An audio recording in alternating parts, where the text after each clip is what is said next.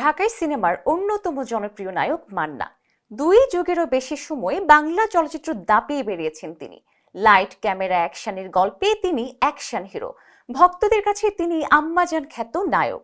ক্যারিয়ারে একের পর এক সুপারহিট সিনেমা উপহার দিয়েছেন মান্না, যা আজও সিনেমা প্রেমীদের মনে দাগ কেটে আছে।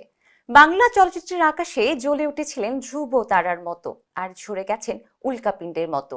মান্না ২০০৮ সালের ১৭ ফেব্রুয়ারি মাত্র ৪৪ বছর বয়সে পাড়ি জমান না ফেরার দেশে।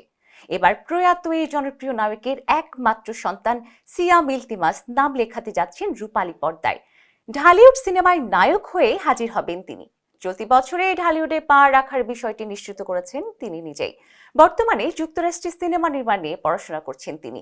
চলচ্চিত্র নির্মাণের দিকে বেশি ঝোঁক তার। তবে বাবার ভক্তদের ইচ্ছার কথা চিন্তা করে অভিনয় জীবনে প্রবেশ করতে চলেছেন তিনি।